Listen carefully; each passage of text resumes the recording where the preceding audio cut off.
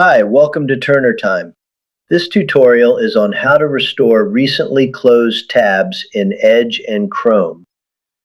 Sometimes you might accidentally close your browser and lose all your open tabs. In this video, I'll show you how to quickly recover your last open tabs in Microsoft Edge and Google Chrome. Before we move forward with the tutorial, a quick question for you. Do you want to be more productive in using Microsoft 365? You can get our upskilling program that covers the 7 silos, the pillars of productivity, so you can learn to save 1 to 2 hours each workday. For more info, contact us via email or phone. Let's get back to our tutorial. Here, I have opened different tabs. I will close the browser and reopen it.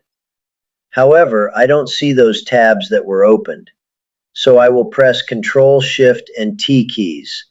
This will quickly open those tabs. If this tip helps you, please support us by liking this video. Also, give us your comments and share this tutorial with others. And if you are interested in the training I mentioned earlier, send us an email at info@turnertimemanagement.com or call 855-778-8463.